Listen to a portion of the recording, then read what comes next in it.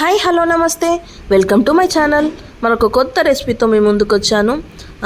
మనకేంటి అని అంటే నార్మల్గా ఎగ్స్ మనము ఆనియన్స్లో కానివ్వండి అట్లా ఫ్రై చేసుకుంటాం కదా.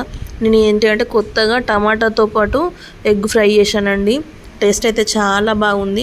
ఫస్ట్ అంటే ఇందులో మనం ఎగ్ పొరుసులాగా చేసుకున్నాను, ప్లస్ మళ్ళీ బాయిల్డ్ ఎగ్స్ కూడా నేను యూజ్ చేశాను. ఫస్ట్ మనం ఒక 5 బాయిల్డ్ ఎగ్స్ని ఉడకబెట్టేసుకొని వాటిని ఒక కడాయిలో ఆయిల్ వేసేసుకొని అందులో కొంచెం ఉప్పు కొంచెం పసుపు వేసి కొంచెం మంచి బ్రౌనిష్ కలర్ వచ్చేలాగా ఫ్రై చేసుకోవాలండి.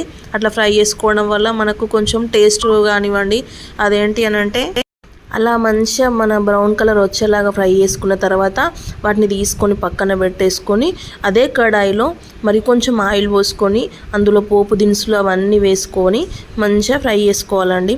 అట్లా వేసుకోవడం వల్ల ఇప్పుడు మనకి ఎగ్స్ ఏంటి అంటే కొంచెం నీసు వాసన రాకుండా పిల్లలు కూడా ఎంతో ఇష్టంగా తినడానికి ఇట్లా కొంచెం ఫ్రై చేసుకుంటే టేస్ట్ కూడా చాలా బాగుంటుంది.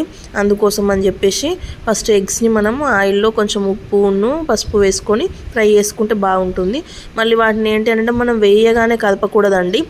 నార్మల్గా కొంచెం సేపు ఒక 30 సెకండ్స్ అట్లా ఆగిన తర్వాత ఇట్లా మనం బౌల్ని తింపితే ఆటోమేటిక్గా మనకు అవి కదులుతాయి. స్పూన్ పెట్టడం వల్ల విరిగిపోయే ఛాన్సెస్ ఎక్కువ ఉంటాయి. అందుకోసం అని చెప్పేసి స్పూన్ పెట్టి వెంటనే కదపకుండా కొంచెం ఫ్రై అయిన తర్వాత చేస్తే మనకు ఎగ్స్ అనేటివి చాలా బాగా వస్తాయి.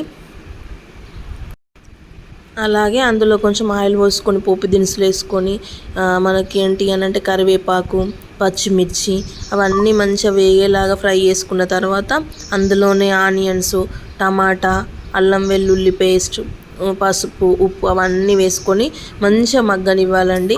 మనకు అట్లా మగ్గిన తర్వాత అంటే మనకు పిల్లలకు మనం అందులో వేసిన ఇంగ్రీడియంట్స్ అవి ఏంటి అని తెలియకూడదు. అట్లా తెలిస్తే ఏంటంటే కొంతమంది పిల్లలకి ఆనియన్స్ ఇష్టపడరు, కొంతమంది ఏంటంటే టమాటా ఇష్టపడరు. వాళ్ళు ఏంటి అవన్నీ మొత్తం తీసేసి బయటపడేసి వాటి నుండి మనకి ఏవైతే బెనిఫిట్స్ పోషకాలు ఉంటాయో అవి రాకుండా వాళ్ళు మొత్తం తీసేసి ఉత్త అన్నం మాత్రమే తినడానికి ఇష్టపడతారు. అందుకోసం అని చెప్పేసి ఆనియన్స్ కానివ్వండి అవి చిన్నగా షార్ప్ చేసుకోవాలండి. అట్లా చాప్ చేసుకోవడం వల్ల అవి ఉడికిన తర్వాత మనకు పిల్లలు కూడా తీసేయడానికి గుర్తుపట్టడానికి వీలు ఉండకుండా చిన్నగా తినడానికి అవకాశం ఉంటుంది. అందుకోసం అని చెప్పేసి నేను చాలా చిన్నగా చాప్ చేశాను. ఆనియన్స్ పచ్చిమిర్చి కానివ్వండి టమాటా కానివ్వండి చాలా అంటే చాలా చిన్న ట్రై చేశాను. ఈ ఉప్పు ఎందుకు అని అంటే మనం ఫస్ట్ ఫ్రై చేసుకునేటప్పుడే ఉప్పు వేయడం వల్ల అవి తొందరగా బ్రౌనిష్గా రావడానికి తొందరగా ఉడకడానికి మనకు సాల్ట్ అనేది యూజ్ అవుతుంది. అందుకోసం అని చెప్పేసి నేను ముందుగానే కొంచెం ఉప్పు వేసుకొని అవి ఫ్రై అయిన తర్వాత పసుపు ఇవన్నీ టమాటా అంతా వేసేసుకొని చేసుకున్నాను. ఎంత రుచిగా ఉంది. ఇది ఓన్లీ మనకు అన్నంలోనే అని కాదు, చపాతీలోనికి పూరీల్లోనికి దోశల్లోనికి ఏ విధంగా ఎట్లాంటి కాంబినేషన్లోనైనా మనము తినచ్చు. అంత బాగుంటుంది టేస్ట్. అందుకోసం అని చెప్పేసి నేను ఇట్లా ట్రై చేశాను. ఇవైతే మాత్రం మంచిగా మగ్గనివ్వాలి. టమాటో అసలు మనం అందులో ఏం వేసామనేది కూడా పిల్లలకు అర్థం కాకుండా అంత మంచిగా మగ్గితే అప్పుడు పిల్లలు చాలా ఇష్టంగా తింటారు. బాబాయ్ అయితే వాడు కరివేపాకు తీసేస్తాడు, ఎట్లా బీరకాయ సొరకాయ అట్లా ఏం వక్కలు ఉన్నా కానీ వాటిని అన్నిటి తీసి పక్కనేసి వాడు ఉత్త అన్నం తినడానికి ఇష్టపడతాడు. అందుకని చెప్పేసి వాడి కోసం అని ఇది మొత్తం కొంచెం పేస్ట్ లాగా అంత మంచిగా మగ్గితే మనకు అది ఏంటి అనేది వాళ్ళకి తెలియకుండా తినిపించవచ్చు అని చెప్పేసి ఇలా ట్రై చేశాను. మీరు కూడా ఒకసారి ట్రై చేయండి ఫ్రెండ్స్. ట్రై చేసి ఎలా ఉందో నాకు కామెంట్ చేయండి. మీరు ఎంత నాకు కామెంట్ చేసి మీ విలువైన సలహాలు సూచనలు ఇస్తే నేను ఇంకా మంచి మంచి రెసిపీలు చేయడానికి నాకు అవకాశం ఉంటుంది. అలాగే మీరు ఎన్ని లైక్స్ చేయడం వల్ల నా వీడియో అంత మనకు వేరే వాళ్ళకి రిఫర్ అవుతుంది. అట్లా నా వీడియో వేరే వాళ్ళు చూడడానికి అవకాశం ఉంటుంది. అందుకోసం అని చెప్పేసి ప్లీజ్ ఫ్రెండ్స్ నాకు సపోర్ట్ చేయండి. నాకు లైక్ చేసి షేర్ చేసి కామెంట్ చేయండి తప్పకుండా. ఇట్లా మంచిగా మగ్గిన తర్వాత అందులో కొంచెం అల్లం వెల్లుల్లి పేస్ట్ వేసి తర్వాత మధ్యలో కొంచెం మనకి అంత పక్కన అనేసి మధ్యలో ఎగ్స్ అనేటివి ఏవైతే ఉంటాయో వాటిని కొట్టేసుకొని మంచిగా మగ్గనివ్వాలి. అంతా మిక్స్ చేసి అప్పుడు చాలా అంటే చాలా బాగుంటుంది. మనకు ఇంట్లో ఎక్కువ మంది ఉన్నప్పుడు ఓన్లీ ఆనియన్స్తోనే ఎగ్స్ పొరటు చేస్తే సరిపోదు కాబట్టి ఇట్లా టమాటా వేయడం వల్ల మనకు కర్రీ కూడా ఎక్కువ మందికి సర్వ్ చేయడానికి అవకాశం ఉంటుంది. టేస్ట్ పరంగా కూడా చాలా బాగుంటుంది. అందుకోసం అని చెప్పేసి ఈ రకంగా ఒకసారి ట్రై చేయండి.